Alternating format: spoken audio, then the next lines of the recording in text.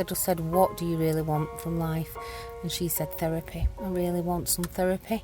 There wasn't, bar the team she was involved with, a great deal of community support that could help her and help her stay out of hospital. Dawn Johnson is the mother of 17-year-old Lauren, a girl whose tragic story would bring much needed attention to a big problem with the UK's mental health care system. I am a firm believer that had Lauren received the therapy that she wanted and needed, there is a very strong likelihood she could still be alive today. For Dawn and close friend Miles Whittaker, life would never be the same after Lauren's tragic tale would come to a close. I think the way that she took that was that no progress was being made, so she could not be fixed. And I think that's where she arrived at her final conclusion. Lauren's story is one that many teenagers across the UK could sympathise with. A story of Britain's forgotten teenagers. For many young people, approaching adulthood is an exciting time. School is over, university just around the corner. But for the 1 in 4 young people who have a mental health condition, a gap in the system means that their world can be turned upside down through no fault of their own. Lauren Johnson from Oswaldtwistle in Lancashire lived a fairly normal life into her teenage years. She got into a top grammar school and had great friends supporting her. One of these was Miles Whittaker, who knew her since sixth form. Lauren was the sort of person that she'd do whatever she could to make you happy. From this outside perspective, she was very cheery, happy, intelligent and sweet. But one of the things that I noticed as I started to get to know her a bit more was that she wasn't in fact this really cheery and happy person inside. She was actually struggling and she was quite vulnerable, and she was trying to process everything that was going on in her own life and what had happened to her. According to her mum Dawn, constant bullying at her school led to Lauren developing some serious mental health issues. It started with some issues where she really wasn't wanting to go into school and seemed like she had anxiety. So we sought some help for the anxiety, and it later transpired that she had more than anxiety and had developed more significant mental health problems. Psychosis first of all, so that's experiencing things that other people may not see or experience, such as hearing voices, seeing things, feeling things, and then that developed also with depression as well. So, Lauren and her mum decided to do what a lot of young people do in that position, go to the doctor and try and get some help. But that's where the problems got worse. Because she was at that age of 16, 17, she then didn't fit into child services because she'd hit over the threshold of 16. She didn't really fit in adult services because you have to be 18. And as much as the people that supported her in the community tried to find something for her, there was nothing available. So, there were lots of failures really in systems where Lauren was concerned to keep her safe and her well-being. For Lauren, it was just too much. On the 5th of June 2014, she walked here to the Arndale Shopping Centre car park in Accrington near where she lived. She went to the top floor and jumped. It became quite clear to me quite instantly that she viewed suicide not as a bad thing, but as something that she could count on. An escape route from a problem, so to speak. Everything else in her life was quite turbulent and hard to grapple, and this was the thing that she could still control. And she did in fact talk about death as almost like a good thing. Lauren's death highlights the dangers that the gap in the system can cause, and sadly, her story is not unique. The Social Care Institute for Excellence has described the problem as long-standing, and the Healthcare Safety Investigation Branch has called it a safety issue. Helen Torr is the mother of 20-year-old Adam, who has been suffering with mental health problems since he was 14. I found that when he was a teenager, there was quite a lot of support at school, particularly because there were counsellors at his school. And the GP was quite responsive and would refer him as quickly as he could onto the appropriate services. And there were lots of kind of things at youth club that he could access that was really low level, nothing too pressurised. So he felt that he always had somewhere to go. But when he got to 18, he could no longer access those activities. So he'd built up like a rapport with these people.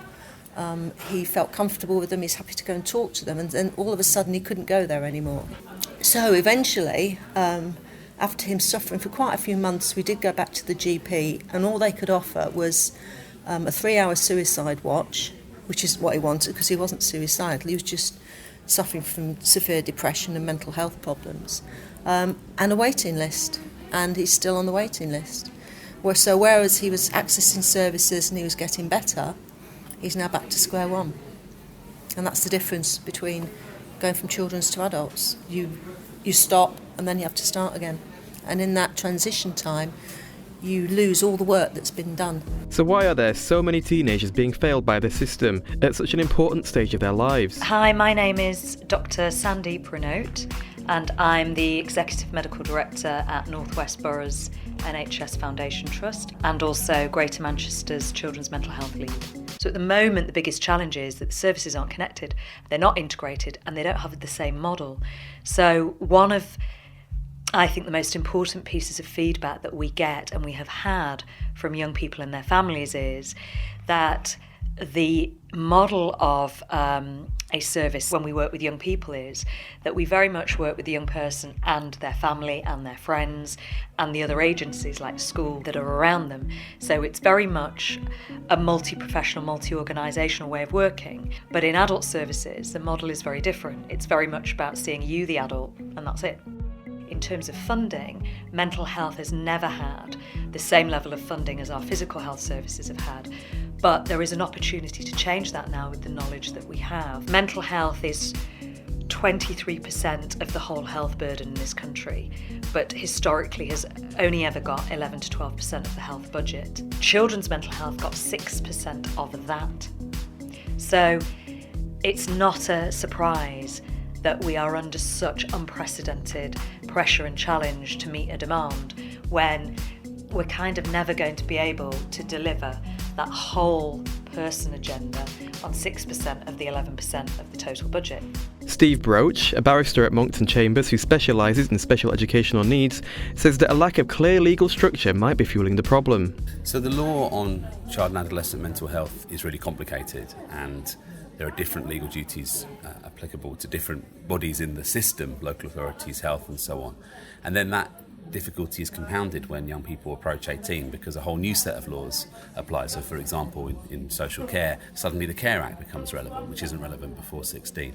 So I think it's despite the attempts to avoid a cliff edge, we still do have a number of different cliff edges in the system, and that just makes things harder for young people and families to understand what they're entitled to.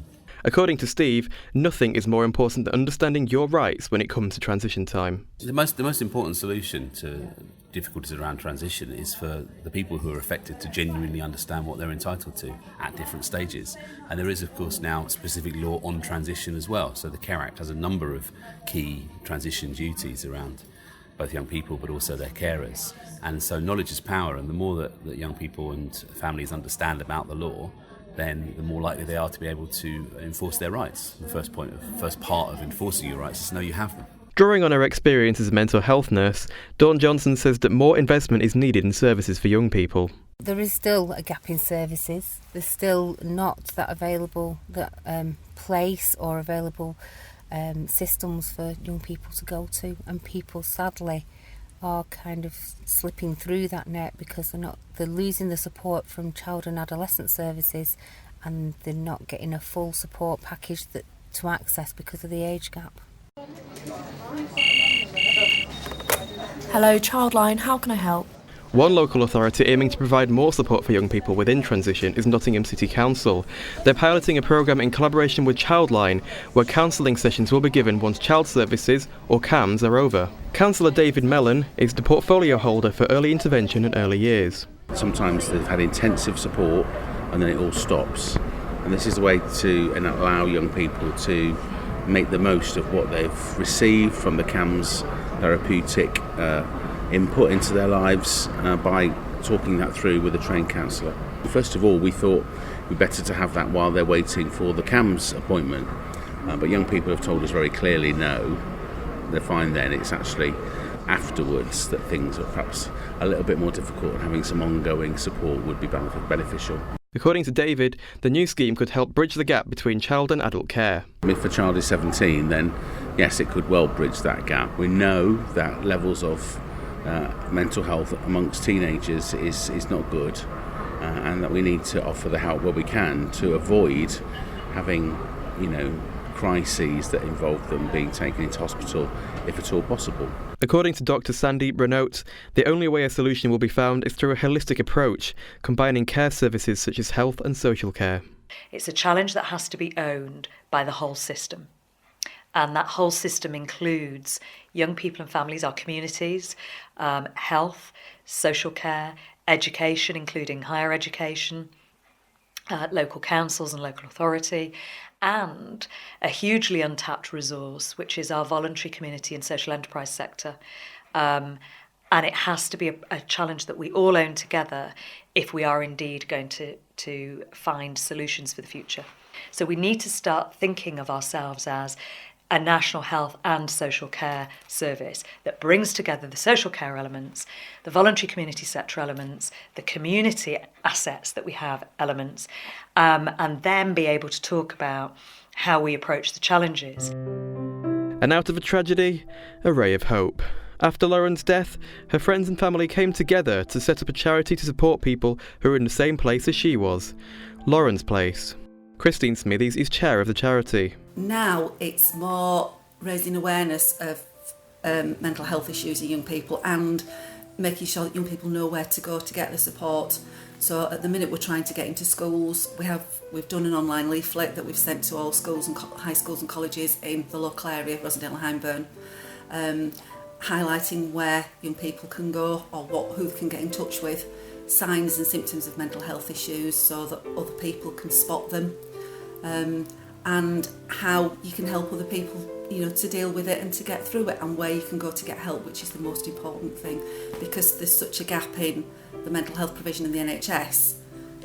Young people need to know what they can do themselves to help themselves, so that they're more aware and they're more resilient, and they can, deal with it themselves, maybe alongside getting help from the NHS, or potentially instead of getting help from the NHS if that help isn't available. For a year, Lauren's Place also held its own alternate counselling sessions. Dawn Johnson, who helped out with the charity, explains just how important they are.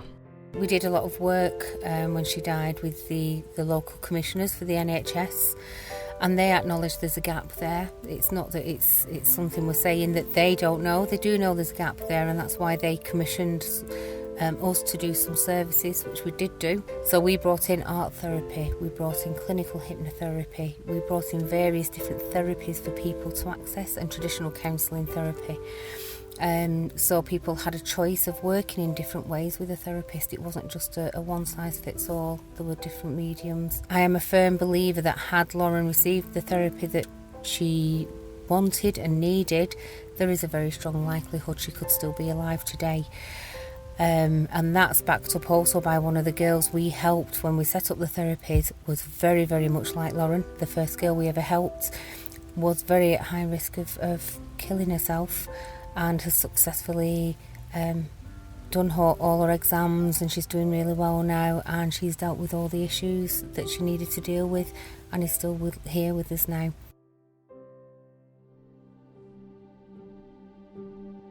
Like all political challenges, the structure of mental health and social services will be a difficult one to be resolved. But parents are clear that the way that services are funded and structured needs to change soon, so we stop failing our young people. Very often mental health problems, they don't disappear. Some people have them for life. And my son will probably always have this difficulty. Why offer him the support and then take it away because it's somebody else's budget or somebody else's problem? Maybe mental health should be one system, one organisation, rather than children's and adults. The NHS is stretched to its limits. The difficulty is the funding that's available, and it's the difficulty in being able to provide services for everyone everywhere. How do we develop those services so that they all connect together, and importantly, involve the voice of our young people, who are a third of our population but all of our future?